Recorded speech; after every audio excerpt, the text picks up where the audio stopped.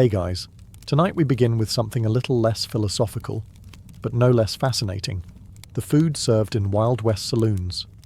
Sure, they were known for whiskey, bar fights, and questionable piano music, but what did people actually eat there? Was it all beans and bacon? Or were there surprises hiding behind those swinging doors? So before you get comfortable, take a moment to like the video and subscribe, but only if you genuinely enjoy what I do here. And let me know in the comments where you're tuning in from and what time it is for you.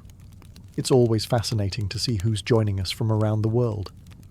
Now, dim the lights, maybe turn on a fan for that soft background hum, and let's ease into tonight's journey together. The first thing that hit you when you walked into a Wild West saloon wasn't the piano music or the sound of someone losing a week's wages at cards. It was the smell. Forget the romanticized scent of sizzling steak and fresh cornbread. The real bouquet was more like a punch in the nostrils, a complex blend of sweaty cowboys, wet tobacco, old beer, damp wood, horses that hadn't bathed in a decade, and, if you were lucky, the faintest hint of something cooking in the back. Some saloons tried to mask it with sawdust on the floor, or pipe smoke thick enough to cause temporary memory loss. Others just embraced it. "You don't come here for the air," barkeeps would say, slapping flies off the counter with a rag that hadn't been cleaned since the Civil War. And yet, somehow, there was always a kitchen. It might have been a hole-in-the-wall fire pit with a pan of beans bubbling over embers. It might have been a grumpy woman in a soot-covered apron stirring mystery stew with a spoon that doubled as a self-defense weapon. But food was being made, somewhere, and if you could smell it through the sweat and the whiskey vapor, you were halfway to dinner. That is, if you could find a seat. Most saloons weren't laid out like modern restaurants. There were no servers, no menus with scripted fonts, just a few splintered tables, some rickety chairs, and one long counter where you could eat, drink, argue, or all three in rapid succession. If you were a regular, the cook might shout something like, "beans or stew," and you shouted back your choice without looking up. If you were new in town, they'd stare you down, trying to guess whether you were going to pay or pass out before the plate hit the table. And that's what made saloon dining so special. It wasn't about taste. It was about survival. You ate what they had, not what you wanted. You sat next to strangers who might rob you or save your life tomorrow. And if the food made you sick, well, that's what whiskey was for. In the hierarchy of Wild West cuisine, beans sat squarely at the top, not because they were delicious, but because they were cheap, indestructible, and could survive an apocalypse, a gunfight, and a stampede without breaking a sweat. Pinto beans, black beans, navy beans, it didn't matter. If it was dry, vaguely edible, and could be boiled into submission, it ended up in the pot. Beans were the unsung heroes of saloon kitchens, served morning, noon, and night, often to men who hadn't seen a vegetable since they left Kansas. Preparation was simple. Step 1. Pour beans into a pot. Step 2. Boil them for 6 hours over a questionable fire. Step 3. Serve them with salt pork, a stale biscuit, and a look of mild apology. Some cooks tried to get fancy, adding lard, onions, or even chili powder if they were feeling ambitious. But most didn't bother. In the Wild West, flavor was considered a luxury, and seasoning was whatever blew in from the open window. Beans were hearty, filling, and predictable, 3 traits that cowboys respected more than gold. They fueled long cattle drives, powered poker nights, and gave you something to chew on while you waited for the piano player to start again, or for someone to get tossed through the front window. The only downside? Aftermath. 1 cowboy eating beans was tolerable. 10 cowboys in a saloon full of beans was a biological weapon. It's said that some bar fights weren't started by insults, but by a single silent but deadly betrayal near the stove. Still, beans were dependable. When the meat ran out, when the chickens fled, and when the cook had exactly 7 brain cells left from the whiskey fumes, the beans remained. Unbothered, unburnt, unchanged. Some cowboys even preferred them. They could be eaten cold, reheated endlessly, and used as makeshift currency in emergencies. Legend has it a man once bought a horse with 3 pounds of salted beans and a promise never to return. So yes, saloon food had its highs and lows, but beans were the baseline, the bedrock, the humble heartbeat of 1,000 dusty meals. You didn't love them, you respected them, and sometimes that was enough.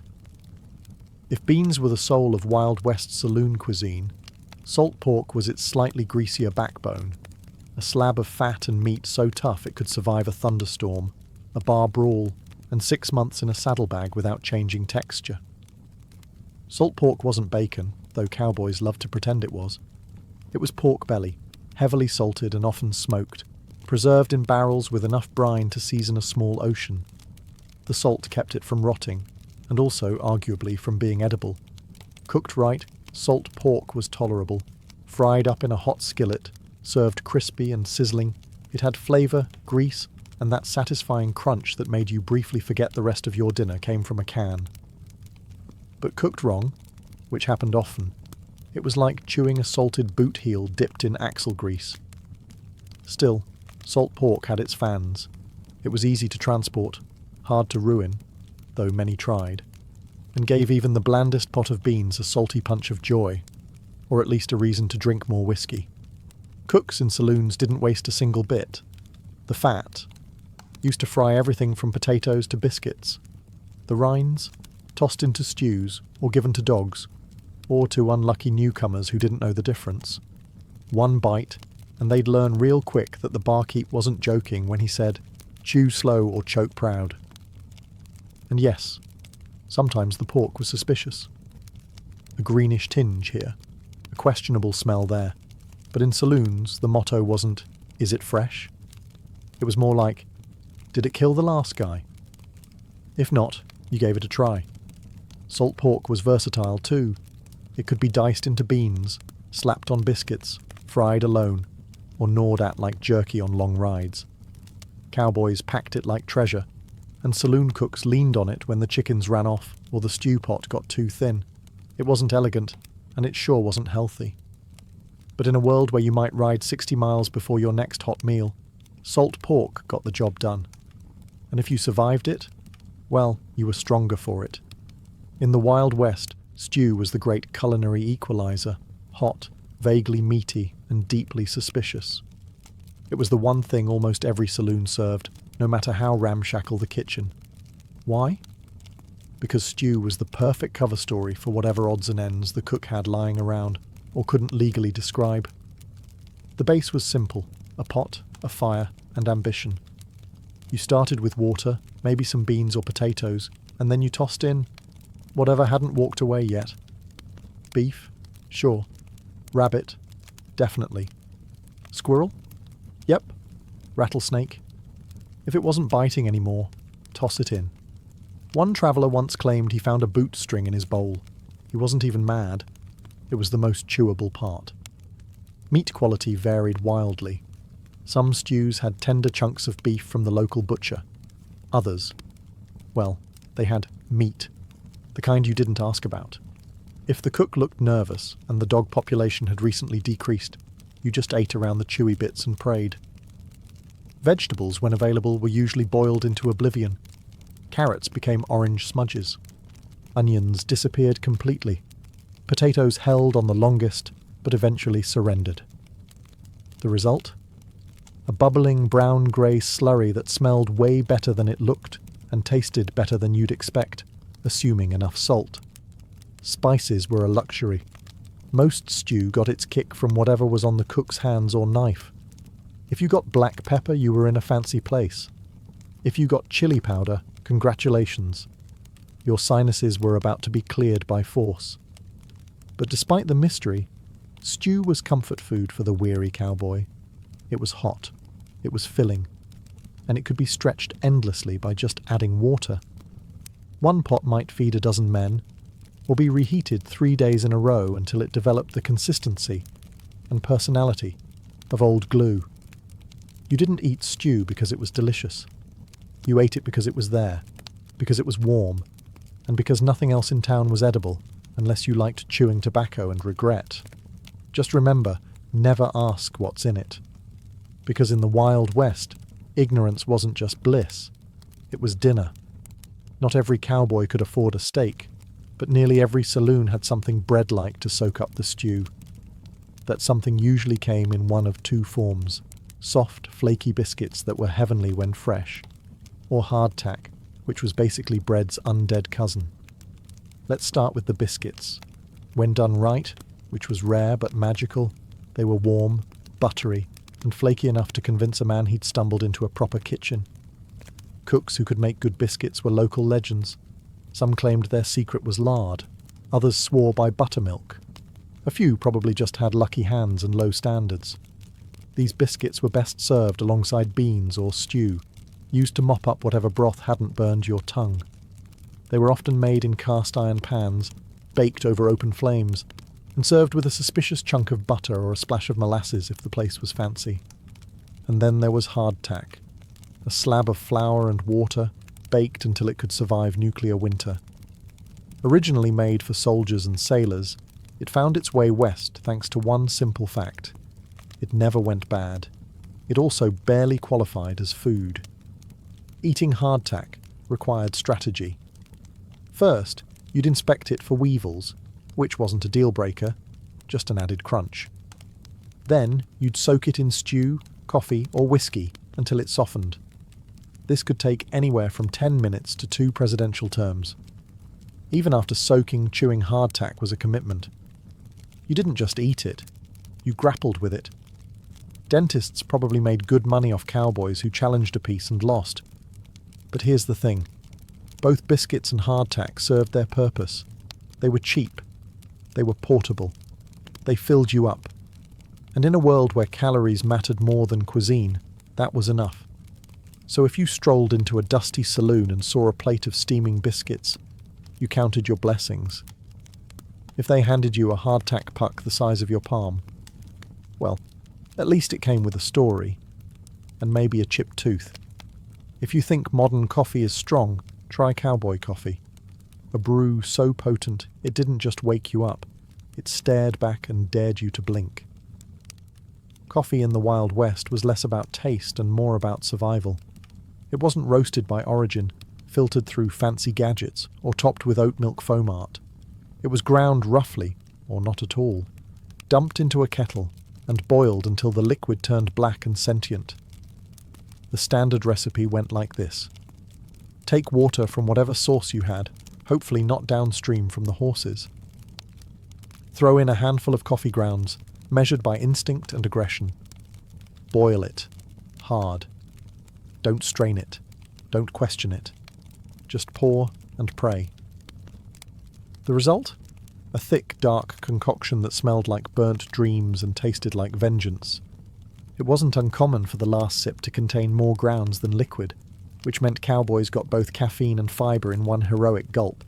And yet, they loved it. Coffee kept you warm on cold desert mornings. It kept you awake through night watches. It masked hangovers and helped digest questionable stew. It was fuel, comfort, and punishment, all in one tin cup. Saloons didn't always serve coffee unless they had a kitchen, but if they did, it came out boiling hot, probably old, and strong enough to strip paint. One cowboy described it as like drinking a kick from a mule, but you miss it when it's gone. Fancy folk might have added sugar or canned milk if available.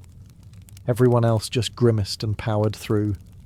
And if a saloon had been reheating the same pot all day, you'd get the boldest brew known to man, thick as tar and twice as resentful. It's worth noting that some cooks reused old grounds to stretch the pot. This economy method led to coffee that tasted like disappointment and regret, but it still counted. Because in the Wild West, you didn't drink coffee for pleasure. You drank it to feel alive, and stay that way. In the Wild West, meat wasn't just food, it was currency, status, and occasionally a test of bravery. If you could afford it, you might walk into a saloon and order a steak. What you got depended entirely on luck, timing, and whether the cook held a personal grudge against your face. Steak, in theory, was a luxury. In reality, it was often a tough, overcooked slab of beef that had been fried in a pan with lard, scorched into obedience, and served with exactly zero garnish. If you asked for it medium rare, the cook would just stare at you until your mustache wilted. When fresh beef wasn't available, and let's be honest, it usually wasn't, saloons turned to other options: dried jerky, salted buffalo, occasionally venison, or even wild boar, if someone had gotten lucky on a hunt. And by lucky, we mean managed to hit it and drag it back before the buzzards did. In mining towns or far-flung settlements, meat got more creative: squirrel stew, rattlesnake roast, roast jackrabbit with seasoning. If it had legs and didn't belong to a customer's horse, it was fair game. Sometimes you were served meat, and no one told you what it was. That was a sign to eat quietly and not ask questions. If you chewed too long or found something resembling a whisker, you just sipped your whiskey, nodded solemnly, and accepted your fate. There was also the risk of age. Some meats had been hanging around long enough to earn names. Cooks would slice off the bad parts, drown the rest in gravy, and tell you it was well-aged. If your plate twitched when you poked it, you were entitled to one raised eyebrow and nothing more.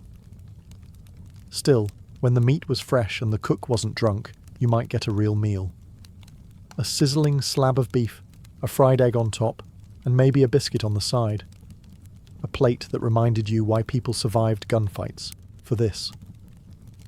But most of the time, you ate what was there, and hoped it didn't eat you back.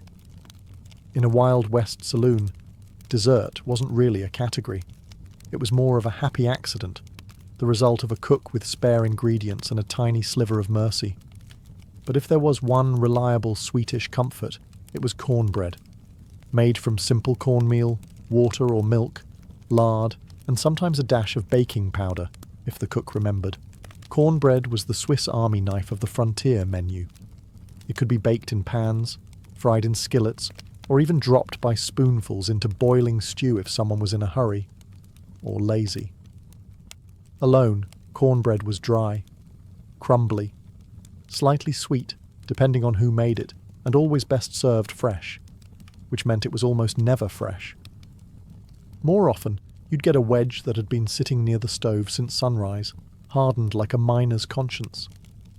But here's where the magic happened. Molasses. A dark, sticky, syrupy miracle that turned dry cornbread into something just shy of glorious. It was the cowboy's frosting, the outlaw's drizzle, the lonely gambler's last bit of joy before losing everything on a bad hand. Molasses was affordable, kept well in the heat, and masked the sins of even the driest baked goods. If a saloon had a barrel of it, you were in luck. If they warmed it before serving, you were practically eating at a 5-star establishment by frontier standards. Some cooks went a step further, pouring molasses over skillet-fried cornbread and tossing in a pinch of salt or spice. It wasn't quite cake, but it felt like it if you'd been chewing jerky and hardtack all week. Cornbread with molasses became the default dessert. Quick, cheap, filling, and sweet enough to calm your nerves after a rough ride or a close call in the poker room. No icing, no whipped cream, no frills, just grit, grain, and gooey satisfaction. And for many, it was more than enough. Because when your life involved cattle drives, dust storms, and the occasional shootout, dessert didn't need to sparkle. It just needed to remind you that not everything in the West was trying to kill you. If you were lucky enough to stumble into a saloon before noon, preferably sober and not bleeding, you might have been offered eggs and chicken. And if so, you were in the presence of a miracle. Or a trap. Let's start with the eggs. Fresh eggs in the Wild West were gold. Not actual gold, but nearly as rare and equally fragile. Chickens weren't raised for fun.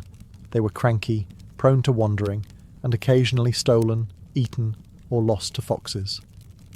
If a saloon had eggs on hand, they either had their own chickens, a local supplier, or a secret smuggling operation from the next town over. What kind of eggs were they? Hopefully chicken, possibly duck, maybe something else.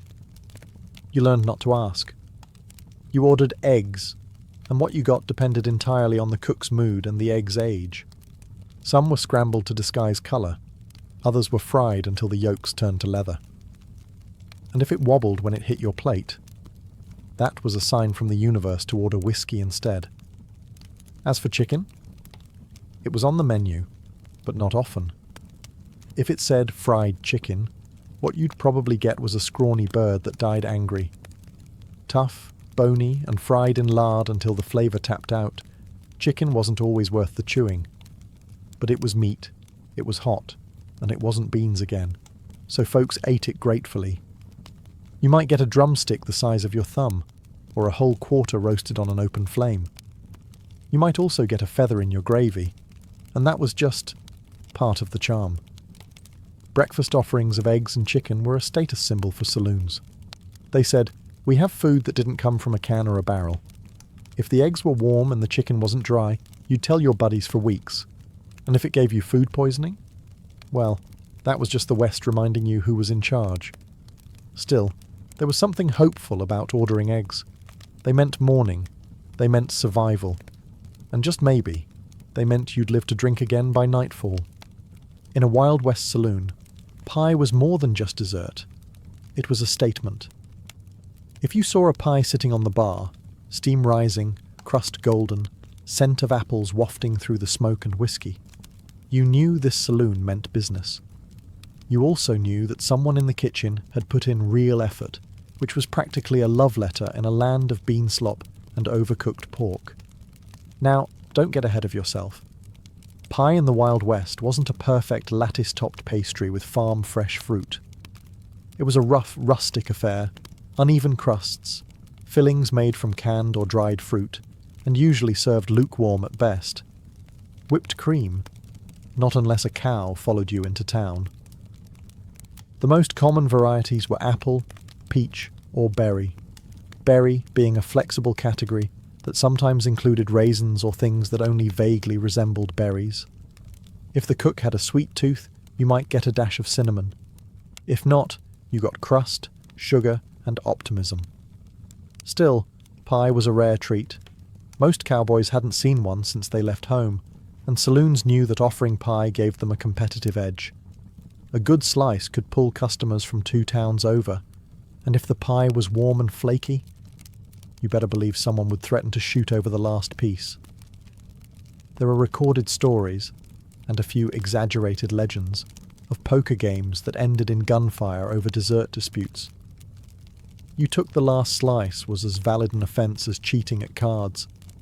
In a world where men had been stabbed over spilled whiskey, pie was practically sacred. Of course, not all pies were created equal.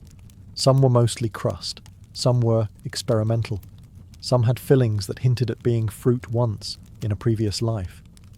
But if the stars aligned, the cook was sober, the oven was hot, and the fruit wasn't fermenting, then that pie was something to remember.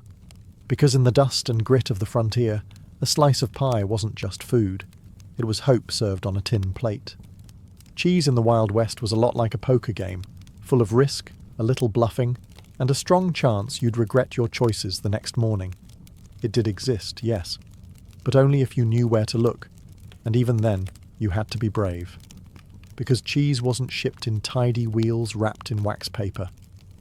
It was made locally, often by someone who once read about dairy fermentation while drunk. Most saloon cheese came in 2 varieties: hard, yellow, and suspiciously sweaty, or soft, crumbly, and slightly aggressive to the nose. Refrigeration, that was a luxury. So unless it was a particularly cold month or the saloon was near a cave, chances are your cheese had developed a personality. It might be cheddar. It might be something vaguely Swiss. It might be a lump of dairy guesswork with salt on top. And if it squeaked when you bit into it, well, that was between you and your jaw. Cheese was usually served in chunks alongside bread, jerky, or if you were lucky, a pickle. It helped balance out the saltiness of everything else, and gave cowboys a protein boost between brawls. You could even melt it over beans or toast it on cornbread, assuming the cook was feeling artistic. But beware, some saloons cut corners. Cheese might be old butter gone wrong, or curdled milk pressed into a bar shape and rolled in pepper to distract you. One travelling merchant once said he bought cheese in Nevada that tasted like boiled sock with a rind. He still ate the whole thing, because even bad cheese was still cheese. And in the Wild West, a saloon that offered any cheese at all stood out. It meant the owner had connections to a local farm, or at least access to a cow that hadn't been rustled yet. Offering cheese wasn't about flavour, it was a flex, a symbol of civilization in a place where most people still bathed with sand. So if a saloon plate came with a slice of cheese, you'd eye it, sniff it, tap it with your fork, and then eat it anyway. Because in the West, a gamble was just part of dinner. If it could be soaked in vinegar and forgotten in a jar, chances are it was served in a Wild West saloon. Pickling wasn't just a flavour choice, it was a survival strategy.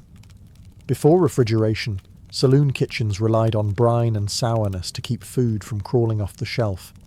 Vegetables, eggs, fruit, even meat. Nothing was safe from the preserving power of vinegar. And that's how we got pickled everything. Pickled cucumbers? The classic. Crunchy, sharp, and occasionally green. They were served as sides, chasers for whiskey, or just something to chew on between bad decisions. If you were lucky, they were made fresh with garlic and spice. If not, they tasted like regret and rainwater. Pickled eggs? A saloon staple. You'd see them floating in cloudy jars behind the bar, usually near the whiskey. They looked like ghostly eyeballs and had the texture of sadness. Some cowboys swore by them. A quick shot of protein, easy to store, and they mostly stayed down. Others swore at them. Pickled onions? Common in mining towns, sharp, tangy, and strong enough to chase off unwanted conversation. One bite, and you could talk downwind of a stampede. Even pickled peaches or pears might make an appearance. When dried fruit was soaked in sweet brine to create a dish both confusing and strangely addictive. It wasn't dessert, it wasn't dinner, it was just wet, vinegary optimism. The beauty of pickled goods was their shelf life. A saloon could keep jars around for months, sometimes years, without worrying about spoilage. And in a place where meat went bad faster than a poker hand, that was invaluable. But let's be honest.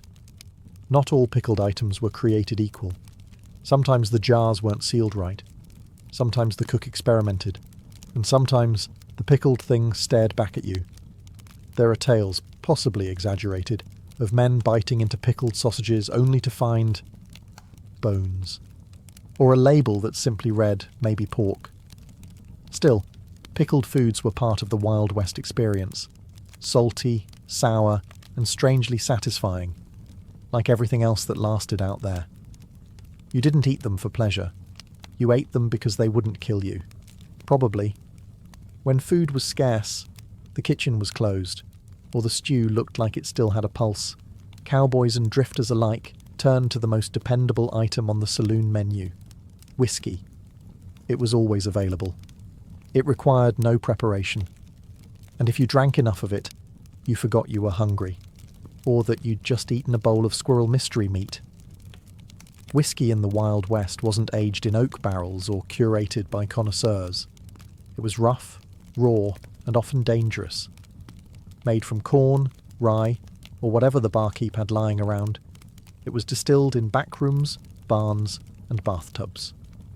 The result was a beverage that could clean wounds, strip paint, and fuel a fistfight.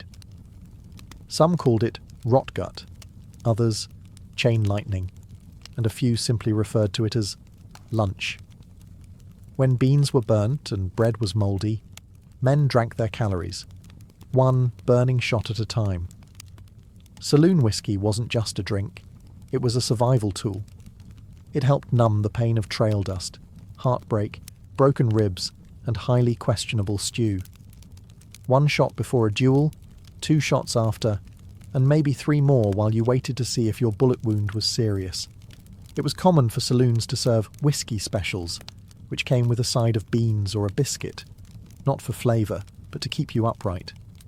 Some men ordered whiskey with a pickled egg floating in it, which somehow counted as both hydration and protein. And of course, whiskey was social glue. You bought it to make friends, to start fights, and occasionally to apologise after both.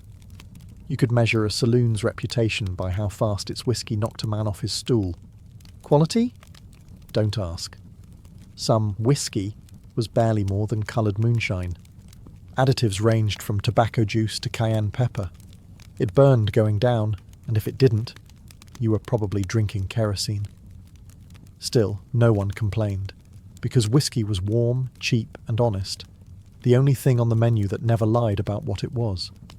And on nights when your meal came in a glass, with no fork and no judgment, you raised it high, and called it dinner.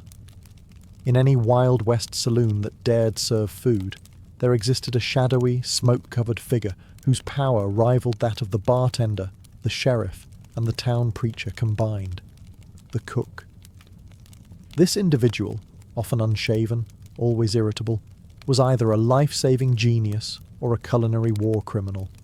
There was no middle ground. You'd never see them smile, but you'd remember their cooking for days, either in gratitude or gastrointestinal trauma. Saloon cooks weren't trained chefs. They were usually ex-miners, ex-cons, or ex-somethings who knew how to build a fire and weren't afraid of questionable meat. Their kitchen. A fire pit, a dented stove, and a single cast-iron pan that hadn't been washed since the gold rush.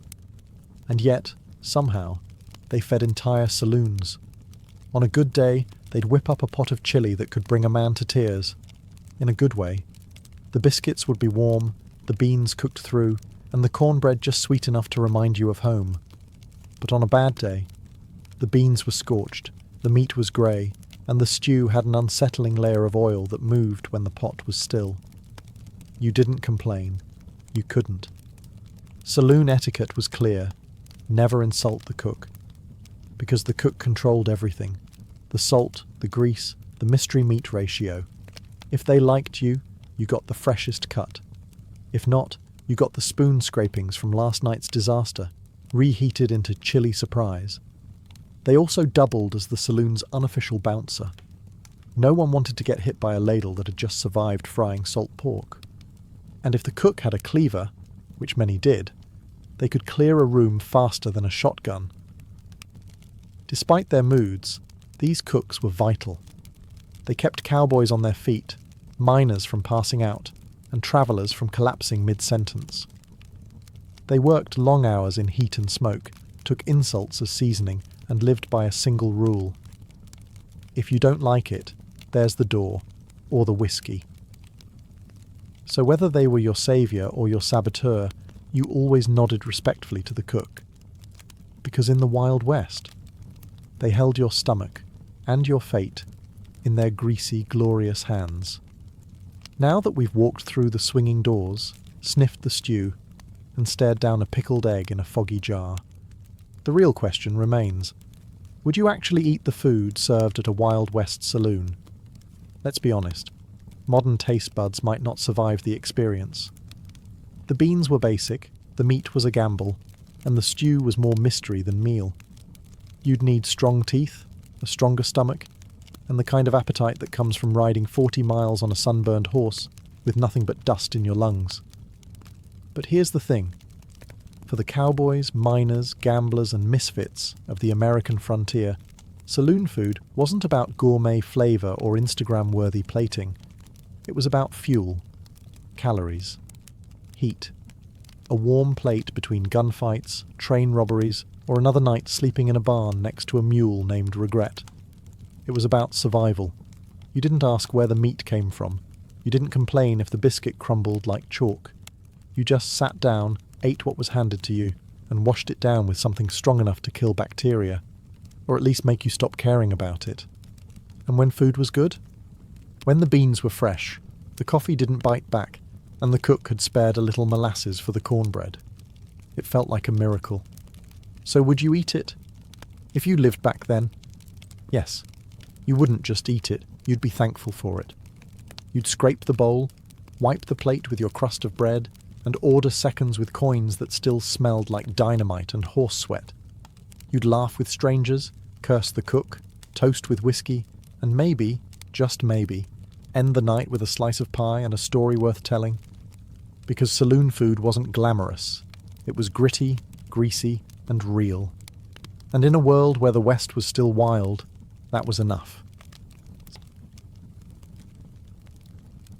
Long before tattoos were scrawled across biceps and backs in trendy shops with buzzing needles, they were something far older, etched not with fashion in mind, but with mystery, meaning, and survival. Let's rewind to a time when cities didn't exist, when gods hadn't yet been given names, and humans lived close to the bone, in both spirit and skin. Enter Ötzi the Iceman. Discovered in 1991, frozen in a glacier between Austria and Italy, his mummified body was over 5,000 years old, older than the pyramids, older than Stonehenge. And yet, across his leathery skin, researchers found something incredibly modern: tattoos. 61 of them, to be precise. They weren't ornamental spirals or stylized animals. They were dark carbon marks, dots and lines running down his spine, behind his knees and around his ankles. Here's where it gets wild. The locations of Ötzi's tattoos matched known acupuncture points. Was this a primitive form of pain management? An ancient healing technique? Or something more spiritual? A rite of endurance carved directly into the flesh? We'll never know for certain. But one thing is clear. Even in the Stone Age, humans were already marking their bodies with purpose. And Ötzi wasn't alone. In ancient Egypt, tattoos appeared predominantly on women, including priestesses and dancers. These weren't decorative butterflies or names of lost lovers, but rather symbolic patterns, often placed around the abdomen, thighs, and chest. Some scholars believe these tattoos were intended to offer protection during childbirth, to channel fertility, or to ward off evil spirits, like spiritual armor drawn right onto the body. Even in Nubia, south of Egypt, archaeologists unearthed mummies with animal figures tattooed on their limbs: bulls, crocodiles, symbols of power and survival. Across these early societies, tattoos weren't acts of rebellion. They were acts of reverence, resilience, and ritual. They carried meaning, not in ink alone, but in pain, permanence, and belief. So next time you see someone's sleeve of ink at the gym or on the subway, remember, they're carrying on a tradition that started not in a studio, but in the ice, in the sand, and in the sacred silence of forgotten millennia. If you ever thought tattoos were just edgy accessories or signs of rebellion, try saying that in front of a Polynesian chief and watch the room go quiet. In Polynesian cultures, tattoos weren't optional or decorative. They were sacred. In fact, the word tattoo itself comes from the Tahitian word tatau, meaning to strike. And that's exactly how it began. With bone tools dipped in soot, rhythmically tapped into the skin with a stick, each strike echoing centuries of tradition. In places like Samoa, Tonga, and especially among the Maori of New Zealand, tattoos weren't just art. They were identity. A person's moko, the intricate facial tattoos of the Maori, could tell you everything you needed to know: their rank, their family, their ancestry, even their personal achievements. The face wasn't just a canvas, it was a living resume, and removing it would be like erasing a man's entire life. Young men would often receive their first tattoos during painful, ceremonial rites of passage. This wasn't a Friday night decision after a few drinks. It was a spiritual transformation. The process was excruciating. No anesthetics, no numbing creams, just raw courage and a communal belief in the deeper purpose of the pain. Women too were tattooed, often on the lips, chin or thighs, symbols of beauty, maturity, and mana, the sacred power believed to flow through all living things. A woman without tattoos could be considered incomplete, a canvas left blank in a world full of stories. But colonialism, as it often does, tried to erase it all. Missionaries arrived with scissors, soap, and shame. They saw the tattoos as primitive, pagan, and unchristian. In some areas, traditional tattooing was outlawed, forcing it underground, like a sacred language spoken only in whispers. Still, the ink endured. Today, Many Polynesians are reclaiming their tattoo heritage with pride. The ancient tools have returned, the designs have resurfaced, and across the Pacific you can hear the sound of tattoo once again, not just as an art form, but as an act of cultural survival. These weren't just marks on the skin. They were, and still are, declarations of spirit, blood, and belonging. Step into the world of togas, gladiators, and philosophers, and you might not expect to find tattoos. After all, when we think of ancient Greece and Rome, we imagine marble statues and clean, idealized bodies. But peel back the myth, and you'll find ink lurking in the shadows. In ancient Greece, tattoos were originally associated with slaves and criminals. In fact, the Greek word stigma, yes, the root of our modern term stigmatize, referred to the permanent marks branded or inked into someone's skin as punishment. These weren't symbolic or decorative. They were labels, warnings. If you were a runaway slave or a captured enemy, your captor might tattoo your forehead with a message like, "Stop me, I ran away," a permanent scarlet letter etched into the skin. The Romans, pragmatic as ever, borrowed this idea and took it further. Soldiers in the Roman army, especially those in specialized legions, were often tattooed to mark their loyalty, a kind of flesh-bound dog tag. But they also used tattoos to brand gladiators, slaves, and prisoners of war. It wasn't about identity, it was about ownership. There's a darker twist here. The early Christians, persecuted by Roman authorities, were sometimes tattooed as a form of humiliation, but centuries later, Christians would reclaim the practice. Pilgrims to Jerusalem in the Middle Ages often returned with small crosses tattooed on their arms, proof of their devotion and suffering. What began as a tool of punishment morphed into a badge of faith. Interestingly, in later Roman times, Emperor Constantine, the same ruler who legalized Christianity, banned tattooing on the face. Not because it was cruel, but because the face, he declared, was made in God's image and shouldn't be defiled. The irony? Bodies were still fair game. Unlike in Polynesia, where tattoos elevated someone's social standing, in the Greco-Roman world, they often lowered it. Tattoos marked you as an outsider, a sinner, a slave. But they also told a story, not always one you wanted, but one you carried forever. In these empires of law, conquest, and spectacle, tattoos weren't about self-expression. They were branding, sometimes literally, tools of control, punishment, and power. And like all marks of oppression, they would eventually be reclaimed. While the West branded its slaves and criminals, the East took a more spiritual, symbolic approach to body art, where tattoos could be both sacred protection and social paradox. Let's begin in India. Though India is more famous for Mendi, the temporary henna art applied during weddings and festivals, the country also has a long history of permanent tattoos. Among tribal communities like the Baiga, Gondi and Santhal, tattoos were considered both ornamental and protective. A woman might be tattooed with symbols of fertility, strength, or religious devotion.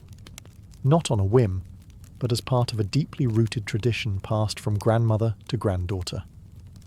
These tattoos weren't just for beauty. They were seen as jewelry for the soul, something no thief could steal and no poverty could take away. Meanwhile, in Japan, the story was more complicated. In the early days, during the Jomon period, tattoos might have had spiritual significance, possibly used to mark status or ward off evil spirits. But by the time Japan entered its more structured eras, particularly during the Edo period, tattooing took on a whole new life. First, it became punishment. Criminals were tattooed on the face or arm with marks indicating their crime and region, permanently branding them as untrustworthy. Imagine walking into a village and everyone instantly knowing your sins just by reading your skin. But then something fascinating happened. A counterculture emerged. Outcasts, including firemen, labourers, and later members of the Yakuza, adopted tattoos not as shame, but as honour. They created elaborate full-body designs called irizumi, often depicting dragons, tigers, and mythological figures. These were masterpieces, carved into the flesh over hundreds of painful hours. Each design told a story, a personal legend inked beneath society's judgment. At the same time, Buddhist pilgrims in Southeast Asia developed Sakyant tattoos, geometric designs and Pali scriptures believed to offer protection, strength, and spiritual blessings. These were administered by monks using sharpened bamboo or steel rods, and always accompanied by chants and prayer. In the East, tattoos could be holy or taboo, sacred or criminal. It all depended on who wore them and why. But one thing was certain. In these cultures, skin was never silent. It spoke of power, punishment, prayer, and pride. As the Roman Empire gave way to the rise of Christianity, the tattoo needle, once a symbol of identity or punishment, began to vanish from the Western world. Why? Because in the eyes of the Church, the body was no longer just flesh. It was a temple. And temples apparently weren't meant to be scribbled on. The early Christians had a complex relationship with tattoos. On one hand, some groups adopted tattoos as declarations of faith. Pilgrims travelling to Jerusalem would have small crosses tattooed on their wrists to signify their devotion, a permanent spiritual passport. These were symbols of endurance and survival, proof they had made the sacred journey and lived to tell the tale. But that was the exception, not the rule. By the early Middle Ages, the dominant message coming from religious authorities was clear: marking the body was a pagan practice, and pagan meant sinful. The Bible, specifically Leviticus 19:28, was often cited, "You shall not make any cuttings in your flesh for the dead, nor tattoo any marks upon you. I am the Lord." That single line was enough to bury an entire art form across much of medieval Europe. Tattoos became synonymous with heathenism, witchcraft, and heresy, not something you wanted associated with your name during the Inquisition. In monasteries and Christian kingdoms, tattooing virtually disappeared, reduced to whispers and superstition. But even in this era of suppression, the ink never truly dried. In the far reaches of the Byzantine Empire, some Christian sects still practiced religious tattooing, small crosses etched onto hands and arms, often to protect against Islamic enslavement. In Ethiopia, Coptic Christians maintained tattoo traditions as well, marking young believers with sacred symbols as part of spiritual rituals. And among Crusaders, the knights who marched to the Holy Land, tattoos made a quiet return. Some etched small crosses on their bodies, not just as spiritual protection, but so that, if they died in battle, they could be buried as Christians, their faith visible even in death. So while the medieval West tried to erase the art of tattooing, it never quite succeeded. The ink hid in monasteries, pilgrim trails, and desert churches, waiting patiently, like a buried relic, for its time to rise again. As the age of exploration dawned, and wooden ships began slicing through unknown oceans, tattoos found a brand new canvas: sailors. And these weren't royal court artists or tribal shamans. These were rough men, calloused by salt and superstition, who began decorating their bodies with anchors, mermaids, and crucifixes. But how did tattoos return to Europe after centuries in exile? Enter the 18th century voyages of Captain James Cook. When his crew arrived in Polynesia, they encountered entire societies marked in ink. Intrigued and amazed, many sailors got tattooed themselves, both to honour the cultures they encountered and, let's be honest, to prove they'd been somewhere exotic. Returning to port with tattoos wasn't just fashionable, it was a kind of resume, a living record of where you'd sailed and what you'd survived. Soon, tattoos became the unofficial uniform of the seafaring class. But it wasn't just about style, it was steeped in superstition. An anchor on the forearm symbolised stability. A pig and a rooster, often tattooed on the feet, were believed to prevent drowning since those animals were kept in wooden crates that floated during shipwrecks. Some sailors even tattooed "Hold Fast" across their knuckles, hoping it would give them the grip to survive rough seas and tangled ropes. And then there were the religious icons. crosses on the back, the Virgin Mary over the heart. Sailors believed these tattoos offered divine protection, an extra layer of spiritual armour when the ocean turned against them. As these inked-up sailors filtered back into European and American ports, tattoos spread with them, not to the nobility, but to the fringes. Dock workers, soldiers, convicts. Tattoos were now the language of the lower classes, the drifters and the daring. Still, they held meaning. In the US, Civil War soldiers began tattooing their names and regiments on their arms, a grim preparation in case they died in battle and needed identification, a small, painful insurance policy in a world without dog tags. So while kings and clergy shunned tattoos, the men who mapped the world wore them with pride. For them, each mark was a story, a wound, a charm, a prayer. And when the world ended in waves or cannon fire, it might be the only thing left that told your name. By the 19th and 20th centuries, tattoos had drifted far from temples and tribal rites. In many parts of the world, they had become marks of defiance, especially behind bars. Prisons gave tattoos a new language, a gritty, coded one, spoken in needles, razors, and improvised ink. Let's start in Russia. Under the iron shadow of the Soviet Union, a secret society of tattoos flourished inside the gulags. These weren't decorative. They were biographical, symbolic, ruthlessly hierarchical. A star on the shoulders? That meant you commanded respect. Barbed wire around the neck? You were a lifer, never getting out. A cathedral with domes on your chest? Each dome represented a sentence served. The tattoos told your crimes, your rank, your defiance. But break the code, or wear a symbol you hadn't earned, and you might find it carved off, forcibly, with a knife. In Japan, the Yakuza transformed the art of irizumi, once a punishment, into a badge of honor.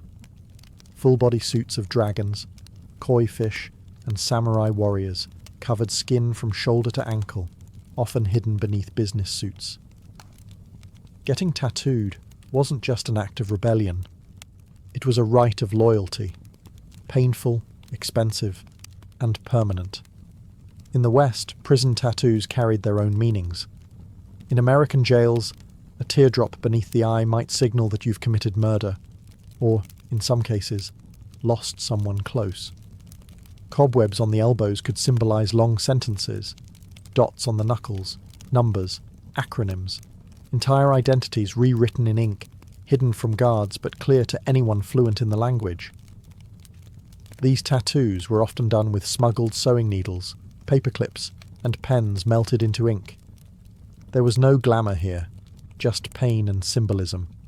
For many inmates, it was less about art and more about identity, proof that you belonged, or a warning that you didn't. Outside prison walls, these tattoos carried a heavy stigma. They marked you as dangerous, untouchable, beyond redemption. But for the men and women who wore them, the ink was often the only constant, the only part of themselves they owned in a system built to strip everything else away. Tattoos in prison weren't fashion, they were survival. By the time the 20th century hit full stride, tattoos had gone from sacred symbols and outlaw code to mainstream rebellion. If the church once saw tattoos as marks of sin, modern society started to see them as symbols of freedom, and occasionally of a very specific kind of cool. In the early 1900s, you could still catch tattooed performers in circus sideshows, tattooed ladies, and illustrated men who charged admission to show off their fully inked skin. People gasped. They stared. It was taboo wrapped in spectacle. But something began to shift around the middle of the century. Soldiers returning from World War II brought back simple tattoos. Anchors, eagles, hearts with "Mom" scrawled inside, as personal emblems of pain, patriotism, or survival. These tattoos weren't for show. They were keepsakes, burned into the skin as reminders of the things they'd seen and the brothers they'd lost. Then came the counterculture. In the 1960s and 70s, tattoos began breaking out of their blue-collar roots and onto the bodies of rock stars, bikers, and beat poets. Janis Joplin had a bracelet tattooed on her wrist. The Hells Angels wore ink like a badge of honour. The act of getting a tattoo, still a bit frowned upon by polite society, became an act of rebellion. A way to say, I don't care what you think. And tattoo parlours? They were no longer hidden dens in seedy alleyways. They started to go legit. Artists like Lyle Tuttle, who famously inked Cher and the Rolling Stones, turned the needle into a brush. Suddenly, tattoos weren't just symbols. They were statements. Personal, political, powerful. But the stigma didn't vanish overnight. Even into the 1990s and early 2000s, having visible tattoos could keep you from getting hired. No visible tattoos was printed right into many job applications. Ink still whispered of crime, deviance, or recklessness, especially for women, whose tattooed bodies were policed more harshly. And yet, the tide was turning. Tattoo TV shows emerged. Celebrities embraced full sleeves. Tattoo conventions popped up everywhere. The art form was no longer a subculture. It was culture. From rebellion to runway, tattoos had finally re-entered the mainstream. But they never forgot their roots. In a world where everything from our voices to our memories lives in the cloud, you'd think something as analog as a tattoo might be left behind. But instead, tattoos have entered a renaissance, not just surviving the digital age, but evolving with it. Today, tattoos are more than ink and skin. They're powered by apps, augmented by tech, and designed with machines that would make 19th century sailors weep. Some artists now use AI to generate hyper-detailed designs. Others work with machines that print ink with surgical precision. And then there's the rise of smart tattoos, experimental patches embedded with sensors, capable of tracking vitals, controlling devices, or even lighting up with LED ink. It's not science fiction. It's already being tested in labs. But even without the tech, tattoos are booming. What was once taboo is now celebrated across professions, genders, and cultures. Doctors have full sleeves. Teachers wear wristbands of ink. CEOs stroll into boardrooms with elaborate back pieces hidden beneath suits. Social media has democratized the art form. A tattoo in Seoul can go viral in Seattle. Artists build global audiences overnight, and customers can book a session with the tap of a phone. And yet, the meaning behind tattoos hasn't disappeared. If anything, it's become more personal. People now tattoo sound waves of loved ones' voices, coordinates of where they met their partners, portraits of pets, constellations from their child's birth night, quotes in forgotten languages, etched forever to remember, to heal, to belong. Cultural tattooing is resurging too. Indigenous communities from the Arctic to the Andes are reviving ancestral designs, reclaiming identity through skin. What was once suppressed is now proudly worn, a walking act of remembrance. Of course, debates still rage. Is it art or trend? Sacred or superficial? Can you truly own your story if it's filtered through algorithms and likes? But maybe that's the point. Tattoos have always lived in that grey area, between pain and beauty, permanence and transformation. They are both primal and futuristic, a whisper from the past and a declaration for tomorrow. And as long as humans crave meaning, memory and mark-making, tattoos will endure. Beneath the surface, ink will always speak, even when words cannot. Before empires clashed and blood soaked the sand, before kings trembled at her name, Tomyris was simply a daughter of the wind, born to the raw, open steppe. The land she came from was not gilded in marble or echoing with philosophy. It was brutal, free, and endlessly vast. This was the world of the Massage-te, fierce nomadic horse archers who rode like spirits of the plains, their lives shaped by survival, honour, and war. We know little of Tomyris's childhood, but we can imagine the rhythm of it. She would have learned to ride before she could run, to shoot before she could speak in full sentences. Among the Massage-te, Girls were not caged in tents or veiled by silence. They trained beside the boys, rode with the warriors, and grew up with iron in their blood. To lead, one had to bleed. And Tomyris, even as a young woman, bled for her people. Her tribe worshipped the sun and sky, lived off their herds, and buried their dead with weapons, ready for battle in the afterlife. They had no cities, no golden temples, but they had pride. And when enemies approached, they met them not with prayers, but with arrows. Tomyris likely came to power after the death of her husband, who may have ruled the tribe before her. But what's certain is that when the moment came, she didn't inherit leadership. She seized it. In a time when most women were considered property, Tomyris commanded an army. She negotiated with kings. She dared to speak as an equal. And if they didn't listen, she made them. She was more than a queen. She was Shahmat, the steppes' checkmate, a war chief in bronze and leather who would soon face the greatest empire on earth. But power, especially for a woman, never comes without consequence. As Tomyris began to solidify her rule, whispers grew louder. Across the mountains to the south, a king was watching. His name was Cyrus the Great, and he wanted more. The stage was set. The steppe wind howled. And Tomyris, daughter of warriors, would soon ride into legend. While Tomyris reigned over the open steppes, far to the south, a different kind of power was rising. Structured, imperial, relentless. Cyrus the Great, founder of the Achaemenid Empire, had already conquered Lydia in the west and Babylon in the south. His banners flew over deserts, mountains, and cities where languages changed every few days' ride. But Cyrus wasn't done. He was a builder of empires, and every builder eventually eyes the horizon. To Cyrus, the Massagetæ were a threat wrapped in opportunity. They weren't rich in gold or cities, but they controlled the northeastern frontier, and that meant access to key lands, resources and trade routes.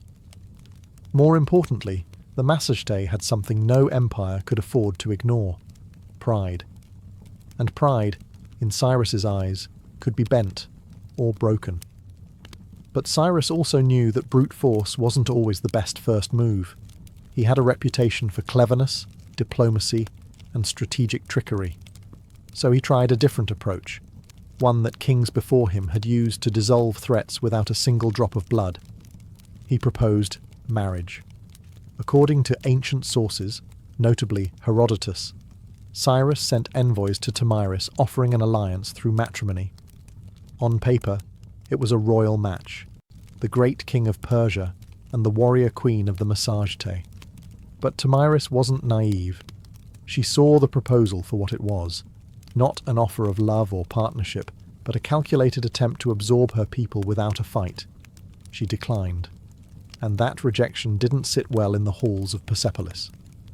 With the diplomatic games over, Cyrus shifted to his favourite language: war. He ordered his army to cross the Araxes River, the natural barrier that separated Persia from the land of the Massagetæ. He was going to take what Tomyris refused to give. But Tomyris was already preparing. She knew the terrain. She knew how her people fought, on horseback, fast and furious. And most of all, she knew Cyrus wasn't just coming for land. He was coming to crush a woman who dared to say no. The world's most powerful king had declared war, but he had no idea what kind of fury he had just awakened on the steppe. Cyrus the Great, master strategist and seasoned conqueror, believed he could outwit Tomyris. He had faced kings, crushed cities, and subdued nations. To him, the Massagetæ were little more than wild nomads with fast horses and no cities to defend. He didn't realize he was stepping into the path of someone just as cunning and far more furious. Tomyris had warned him. After rejecting his marriage offer, she sent a clear message: cross the Araxes River, and you will regret it. But Cyrus crossed anyway, building a bridge of boats to carry his army into Massagetæ land. Instead of striking immediately, Tomyris pulled her forces back, luring Cyrus deeper into unfamiliar terrain. The Persians found an abandoned camp, well stocked with food, and more importantly, wine, a luxury the nomadic Massagete rarely indulged in. It was a baited trap, and Cyrus took it, perhaps thinking the enemy had panicked and fled. Inside the camp, he left a portion of his army under the command of General Harpagus, a trusted officer. As the Massagete returned under the cover of night, they fell upon the drunk and unsuspecting Persians with deadly precision. The battle was brutal and swift. Among the dead was Spargapises, Tomyris's son and a Massagete commander. Accounts differ on what happened next. Some say Spargapises was taken alive and, realizing his capture, begged for death and took his own life. Others claim he was killed in the fighting, but all agree. When news reached Tomyris, something inside her shattered, and then turned to steel. Her grief was volcanic, but her rage, that became legendary. She sent another message to Cyrus. This one wasn't a warning, it was a vow. "You may be a glutton for blood," she said, "but I swear I will give you your fill." She promised to make the ground run red with Persian blood, and her vengeance would not be quiet. Cyrus had taken her son. He had violated her land. Now he would meet not the queen of the Massagete, but the mother of a slain warrior, and the last face he would ever see. The next battle would not be a skirmish. It would be an execution. The sun rose over the plains like a blade, sharp and blinding. Tomyris stood at the head of her army, no longer just a queen, but a storm given form. Her warriors, hardened by the nomadic life, painted their faces with ash and rage. This wasn't about politics anymore. This was about blood. Cyrus, for all his might, had underestimated the Massagete. He assumed they would fight like the tribes he had conquered before, chaotic, uncoordinated, easy to crush. But Tomyris had spent her life among warriors. She understood how to strike. Not blindly, but with precision. She rallied her forces for a full-scale assault on the Persian invaders.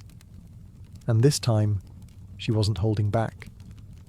The location of the final battle is lost to history, swallowed by the vastness of the steppe. But what's clear is that Tomyris launched a ferocious counterattack.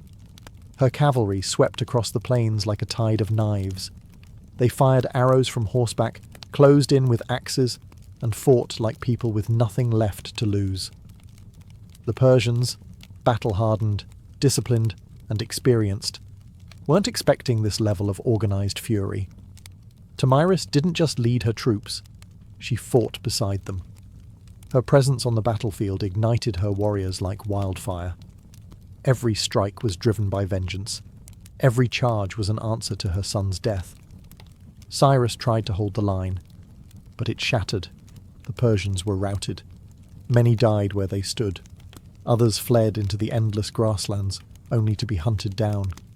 And Cyrus the Great, the man who had conquered Babylon, Lydia, and nearly the known world, fell in the chaos. Whether he was slain in combat or captured and executed depends on the version told. But either way, he died on Tomyris's terms. What came next is infamous. According to Herodotus, Tomyris found Cyrus's body on the battlefield, ordered his head severed, and then, in a final act of symbolic revenge, submerged it in a wineskin filled with human blood.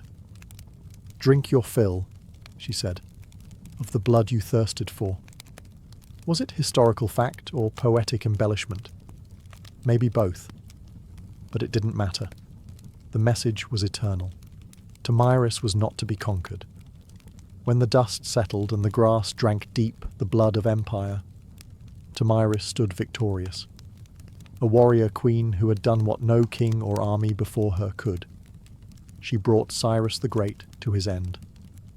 News of the defeat sent shockwaves across the ancient world.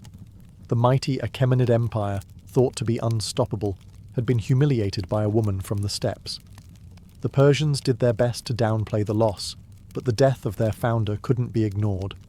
Cyrus's body was eventually returned and buried with honor in the royal tomb at Pasargadae. Yet the stain of his final defeat would linger like a wound on the empire's legacy.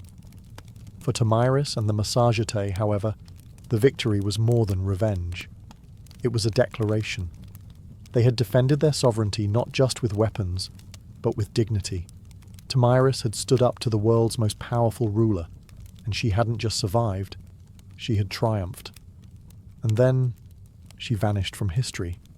No records survive detailing her later years, her death, or any successors she may have appointed. It's as if, after taking her vengeance, Tomyris simply rode back into the horizon and allowed the wind to carry her legend forward. In the centuries that followed, historians, poets, and chroniclers would try to fill in the blanks, turning her into a symbol as much as a woman. To the Persians, her name was a bitter reminder. To the Greeks, she was a paradox, a barbarian who displayed more nobility than many kings.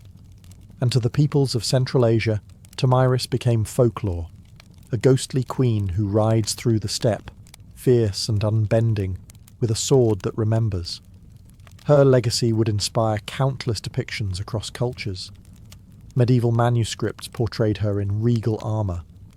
Renaissance paintings imagined her towering over Cyrus's corpse. In every age, she became what people needed: a mother avenger, a wild queen, a lesson in hubris, or a symbol of feminine power. But one truth cuts through the myth: she changed history.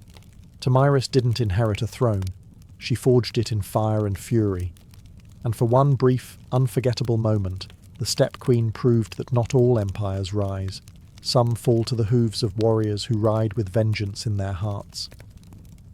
Much of what we know about Tomyris comes not from local Massagetei records. They left no stone tablets or royal archives, but from the pen of a Greek, Herodotus, often called the father of history. Writing a century after her time, he immortalized Tomyris in his histories, casting her as a warrior queen of astonishing resolve and terrifying vengeance. But Herodotus wasn't simply reporting facts. He was weaving a story, one part chronicle, one part morality tale. To him and his Greek audience, Tomyris represented the ultimate reversal of imperial arrogance. Cyrus the Great, a man who had conquered half the known world, fell not to a vast army or a rival king, but to a woman who fought not for glory, but for her child. Her victory was almost mythic, and Herodotus treated it as such. He even detailed her grisly revenge: the wineskin of blood, the severed head of Cyrus, and her damning words, "Drink your fill." But was it true? Modern historians debate this endlessly. Some argue that Herodotus exaggerated or even invented parts of the tale, using Tomyris as a narrative tool to humble the Persian Empire, which, at the time of his writing, was still a looming force over the Greek world. Others believe that while the blood wineskin episode might be symbolic, the core event, Cyrus's death at the hands of Tomyris, likely did happen. There's also the question of bias. Herodotus, for all his insight, often filtered foreign cultures through a Greek lens. He portrayed the Massagetei as wild and free, yet noble, an exotic mirror to Greek ideals of honour and liberty. Tomyris, in that frame, wasn't just a barbarian. She was a moral counterweight to Persian ambition.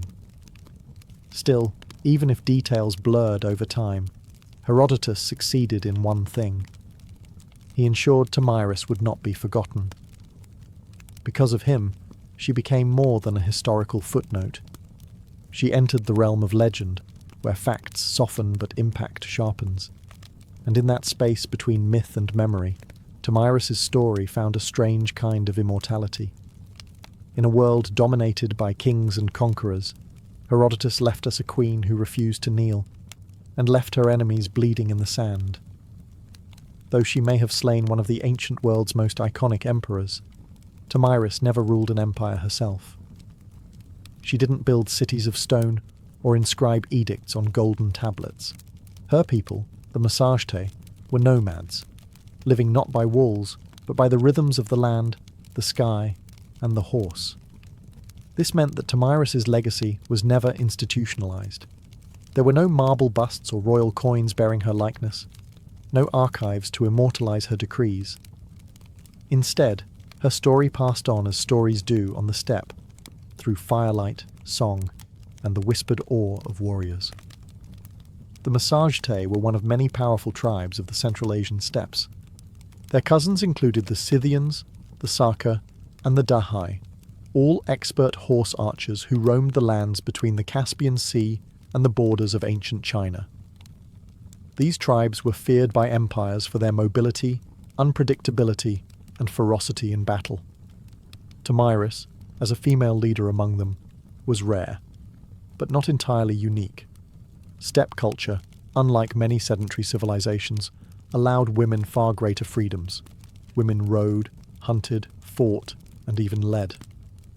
Among the Scythians, graves of female warriors, buried with weapons, armor, and horse gear, have been found by archaeologists, confirming that the stories of fierce steppe queens were more than just legend. Tomyris stood at the pinnacle of that tradition. Her power didn't come from inheritance or religion. It came from respect, grit, and sheer capability. She was a unifying force among scattered clans, a political leader and a military commander in a landscape where survival meant riding faster, shooting better, and fearing nothing.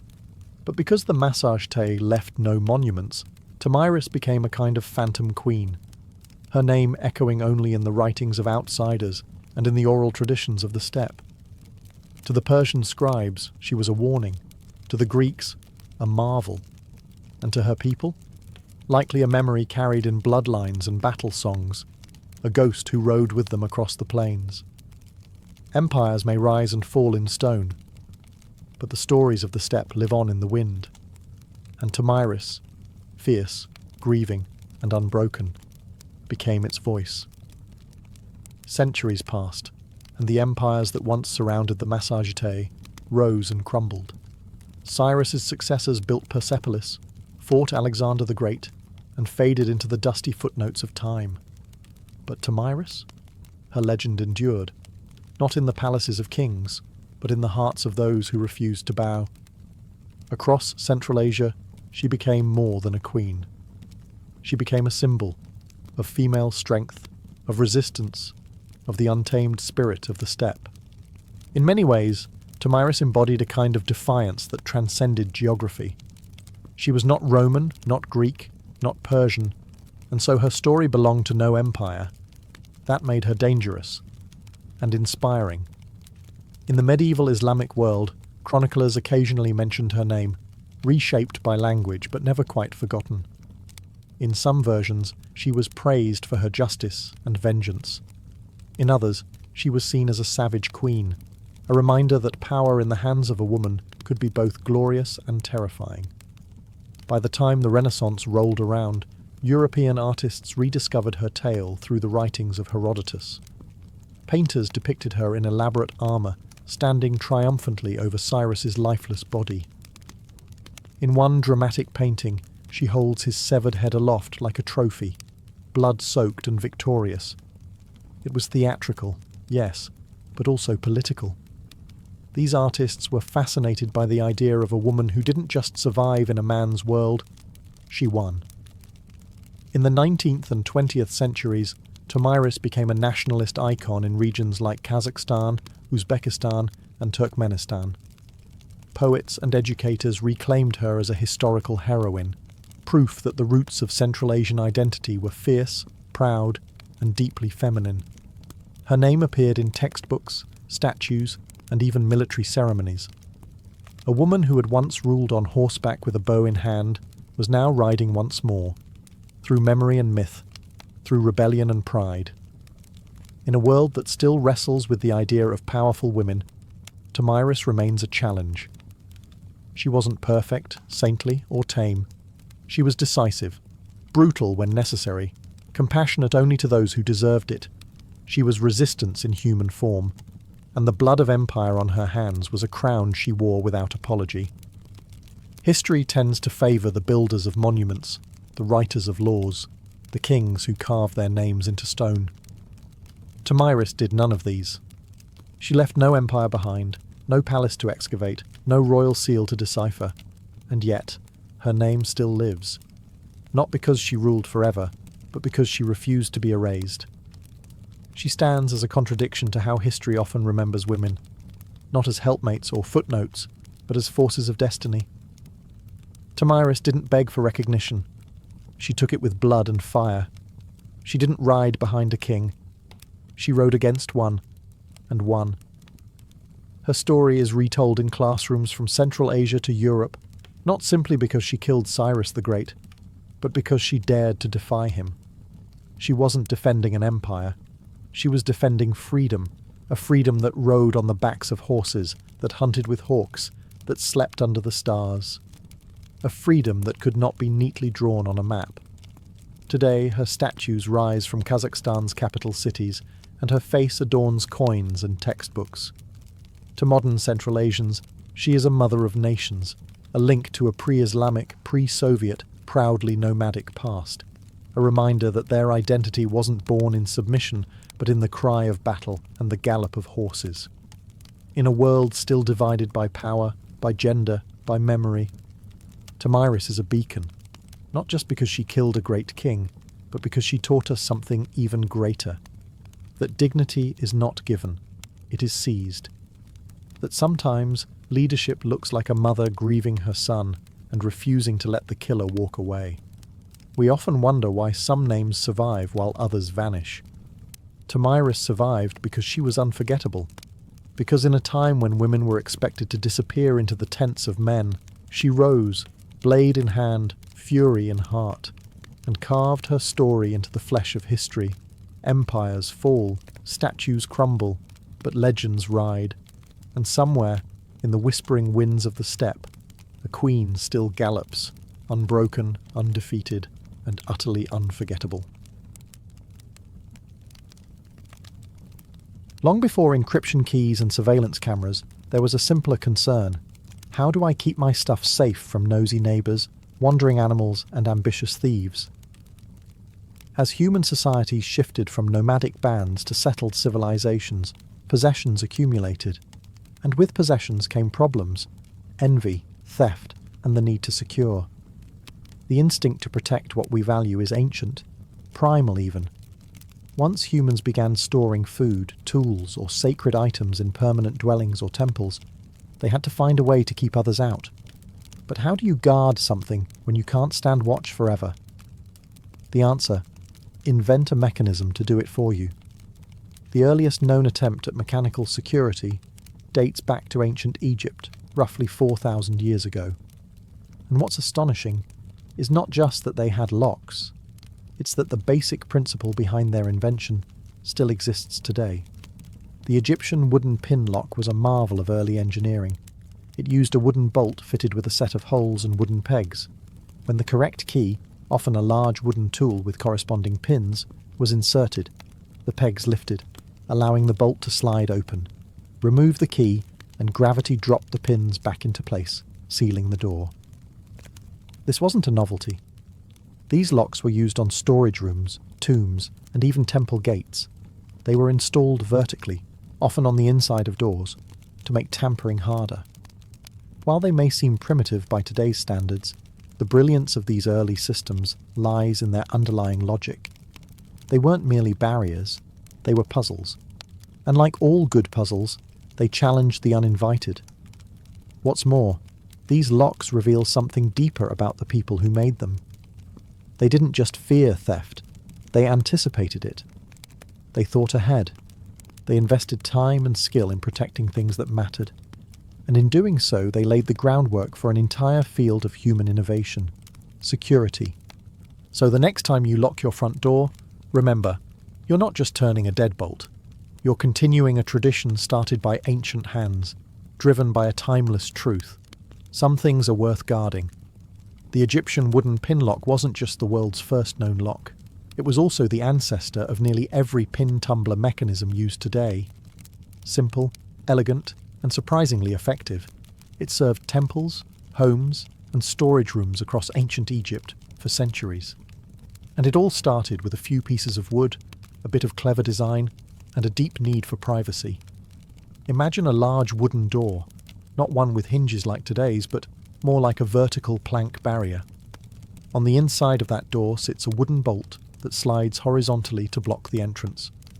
But embedded within that bolt are several holes, and inside each hole rests a wooden peg. Those pegs drop into slots cut into the door frame itself, preventing the bolt from sliding open. It's locked. Now here's the magic.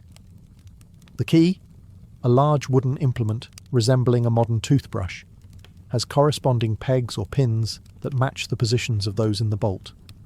Insert the key into the bolt, and the pins inside are pushed up just enough to clear the frame slots. Once lifted, the bolt can slide open freely. Remove the key, and gravity does the rest. The pins fall back into the frame holes, relocking the door. It's mechanical memory without springs or gears, just wood, weight, and ingenuity. What made this system so impressive was its balance of complexity and reliability. It was relatively easy to craft using available materials, but hard to bypass without the correct key. And since each lock was slightly different, thanks to hand carving, keys weren't interchangeable.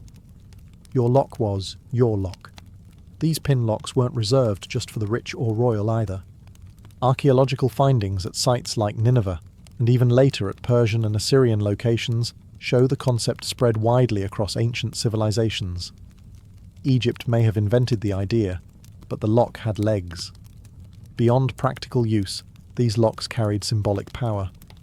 In tombs and sacred buildings, locking something wasn't just about physical protection. It signified reverence, finality, the belief that certain things should remain untouched unless you were worthy enough to possess the key. Security in ancient Egypt wasn't just a function, it was a statement. While Egypt gave us the earliest mechanical locks, ancient Mesopotamia pioneered a very different form of security, one that relied less on mechanics and more on identity. In the land between the Tigris and Euphrates, security wasn't sealed with bolts and tumblers. It was pressed in clay, with symbols, authority, and trust. The people of Mesopotamia, including the Sumerians, Akkadians, Babylonians, and Assyrians, developed a method of securing goods not by locking them, but by making unauthorized access visibly impossible. How? With cylinder seals, small carved stone rollers engraved with unique images or inscriptions. These seals were rolled over wet clay used to close containers, doors, or even official documents. Think of it as an ancient combination of a signature, a wax seal, and a barcode. Once impressed into the clay, the seal left behind a continuous pattern that could not be duplicated easily.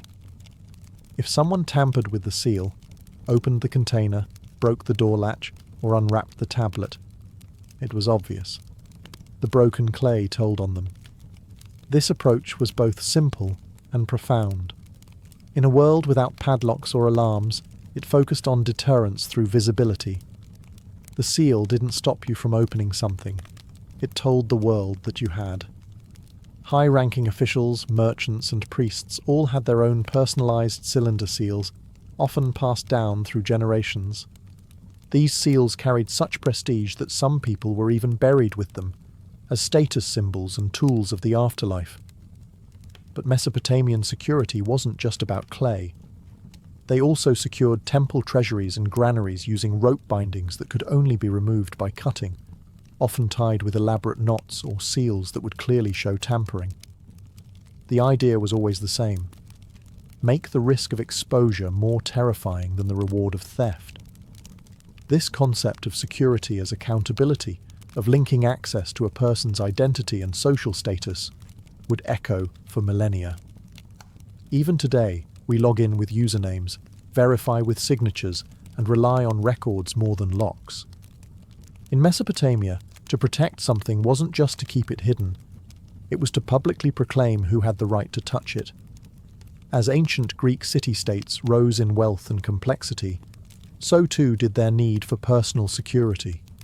From treasuries in temples to coin-filled storerooms and private homes, the Greeks faced the same age-old challenge. How do you keep things safe when you can't always be there to guard them? Surprisingly, The Greeks were slower than their Egyptian and Mesopotamian neighbours in developing mechanical locks. Instead, they leaned heavily on trust, social norms, and physical barriers, sometimes reinforced by surprisingly clever, though rudimentary, devices. One such innovation was the bar and pin lock, used mostly for doors and chests. It consisted of a horizontal bar placed across a door on the inside, with a hole through which a key could be inserted from the outside to lift the bar. These keys were often large, flat iron rods, shaped like the letter F or P. They weren't the most discreet.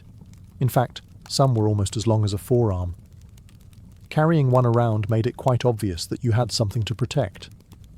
But Greek keys and locks weren't just functional. They also held cultural significance. Being entrusted with a key symbolized authority and responsibility. In Homer's Odyssey, Penelope is described as holding the key to Odysseus's storeroom, a symbol of her power within the household. However, Greek locks had limitations. They were often crude, easily forced, and dependent on physical size more than subtlety. What truly kept valuables secure was often a combination of concealment, guards, and communal expectations. In temples and state treasuries, rooms were sealed with rope and wax, with the city-state holding multiple keys, requiring several officials to be present to open a sacred store. Even homes were designed with layered access, multiple rooms, limited entry points, and gates that could be barred from within. Wealthy homes might employ slaves or hired guards to watch over valuables, adding a human layer of protection to the relatively simple mechanical devices. While the Greeks admired cleverness, metis, the cunning intelligence, they didn't yet channel it into lock-making the way later civilizations would. Still, they laid the cultural groundwork. Keys as symbols of status, access as a matter of trust, and security as a balance between strength and social control. If the Egyptians gave us the concept of the pin lock, and the Greeks wove trust into tradition, it was the Romans who truly elevated lock-making into a practical art. With their metallurgical skill, obsession with order, and vast bureaucracy, the Romans brought precision, portability, and innovation to ancient security. And their ideas still echo through modern locks today. Roman locks were primarily made of bronze and iron, allowing for much greater durability and smaller, more intricate designs than their wooden predecessors. They adopted the Egyptian pin-tumbler principle, but miniaturized it, refined it, and in some cases, completely reinvented it. Roman locksmiths created warded locks, which used internal obstacles, or wards, that only allowed a properly shaped key to rotate and unlock the mechanism. This meant that simply inserting any tool wouldn't work. The key had to match the internal layout. Their keys, by the way, were marvels in themselves. Made from iron or bronze, Roman keys came in all sizes, from large, staff-like keys used for city gates to finely crafted ring keys worn on the finger like jewellery. These ring keys didn't just look elegant. They served a functional purpose, offering constant access to locked boxes or cabinets without the need to carry bulky tools. It was status and utility, wrapped in metal.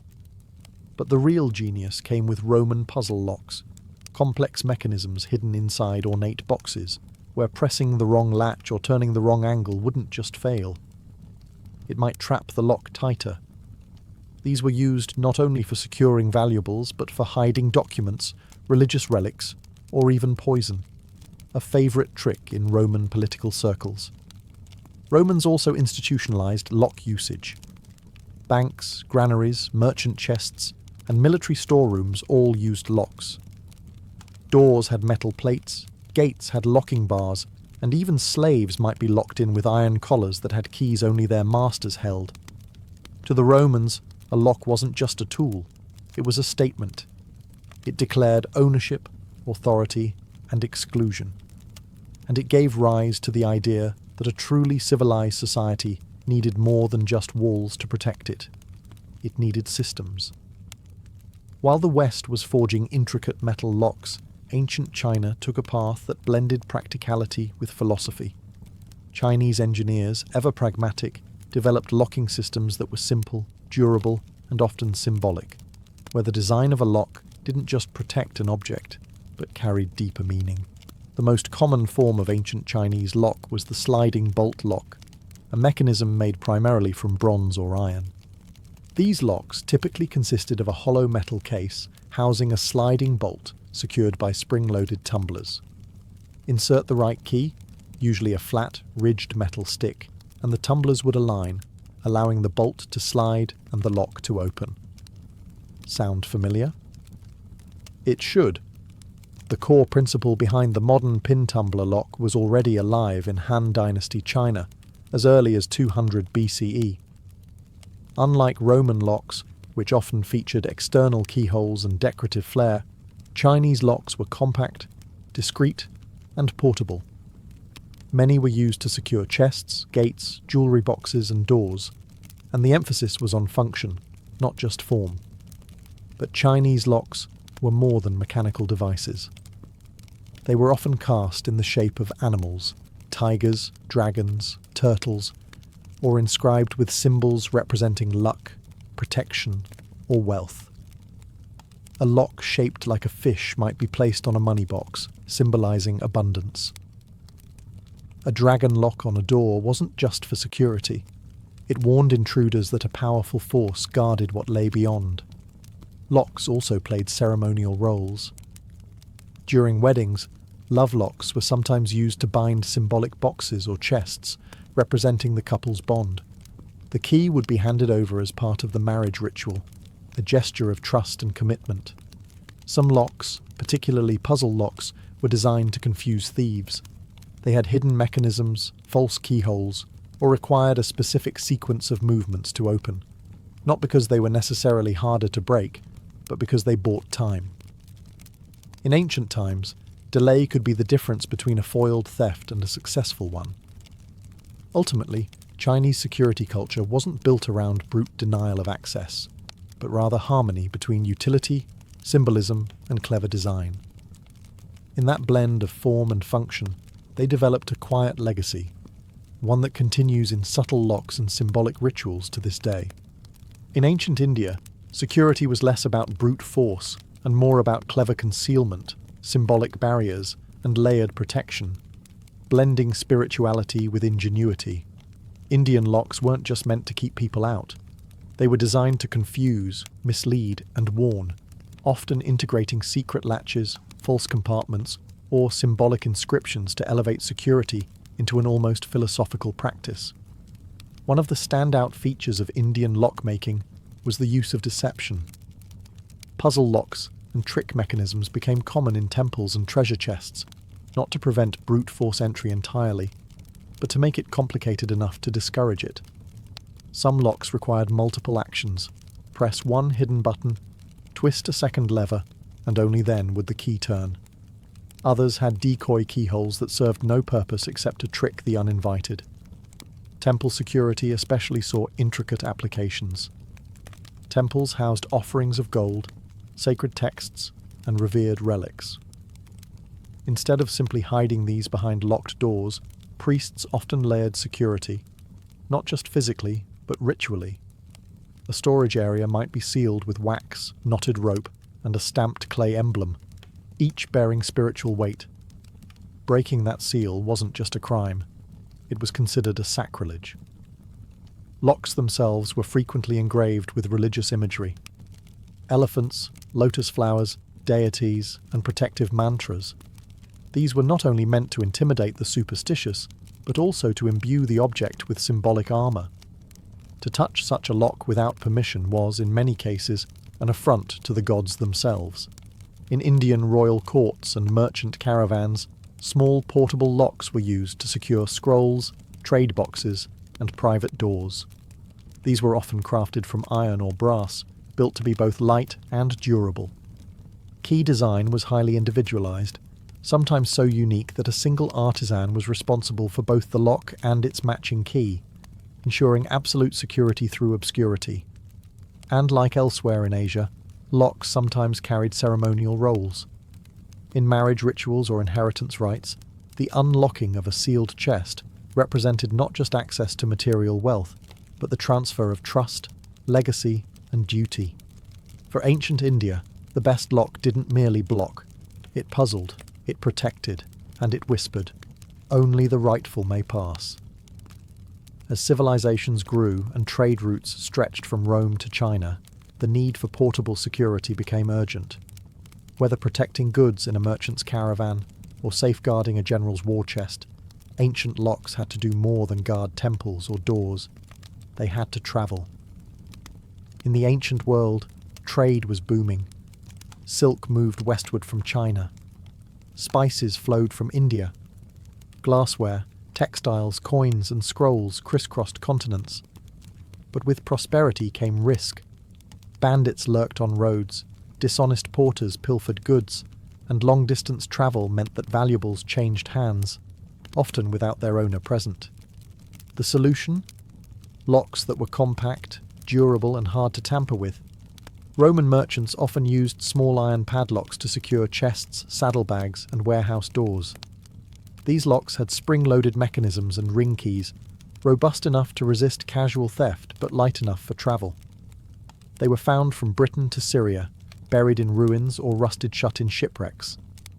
Their widespread presence speaks to a universal concern: protecting mobile wealth. Chinese traders and officials used portable sliding locks, often made of bronze, attached to chests or carts. Some were cleverly disguised, appearing ornamental or embedded within the box itself, and often featured engraved symbols or inscriptions marking ownership. If someone broke the lock, it was not only obvious. It could be prosecuted as both a crime and a dishonor.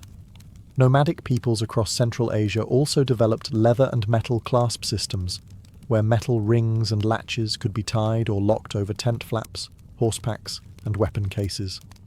While these systems were less complex, they emphasized speed and visibility. A traveler would immediately know if their goods had been touched. And on the battlefield, locks were often used on weapon caches, treasury wagons, and command tents. In war, controlling access was crucial, not just to resources but to information. Scrolls and maps were sometimes sealed in locked boxes, often with multi-key systems, requiring more than one officer to open them, an early version of two-factor authorization. Across cultures, one thing remained consistent. The more mobile the world became, the more ingenious locks had to be. The road brought opportunity, but it also brought risk, and ancient travelers met it not just with swords, but with keys. When we twist a key in a door today or tap a code into a lock screen, we rarely think of the thousands of years of quiet ingenuity behind that simple motion. But every click, latch, and password is part of a story that began in the dust of Egyptian temples, in the bronze workshops of Rome, and along the silent trade routes that stitched the ancient world together. The legacy of ancient locks is not just mechanical, it's psychological. These early inventions reflect something deeply human: our desire to protect, to exclude, to define what is ours. Whether it was a wooden bolt in Thebes, a ring key in Pompeii, or a puzzle lock in Chang'an, the concept was the same: to create a boundary that only the rightful person could cross. And over time, these boundaries evolved into more than physical barriers. They became symbols. A lock on a temple door didn't just secure gold, it preserved the sacred. A seal on a scroll didn't just hide knowledge, it marked power. Even today we use locks to mark trust: a locked diary, a wedding chest, a secure vault. The mechanism may be more advanced, but the meaning is the same. In many ways, the most remarkable thing about ancient security is how little has changed. Modern pin-tumbler locks still mirror Egyptian designs. Today's privacy seals, passcodes, and even blockchain security echo ancient ideas: personal access, tamper-proofing, and symbolic control. But there's a philosophical twist, too. Ancient locks were never foolproof. They could be picked, broken, or bypassed, just like today. But their power lay not just in denying entry, but in declaring boundaries. They told the world, "This is mine. You do not have permission." And that psychological line, more than any mechanical part, is the essence of security. From tombs to trade routes, from temples to homes, Locks have always been about more than theft prevention. They're about control, identity, secrecy, and sometimes survival. So the next time you slide a deadbolt or hear a safe click shut, remember, you're not just using a tool. You're continuing a story written by kings, merchants, warriors, and priests, each of them trusting a small piece of technology to hold back the world.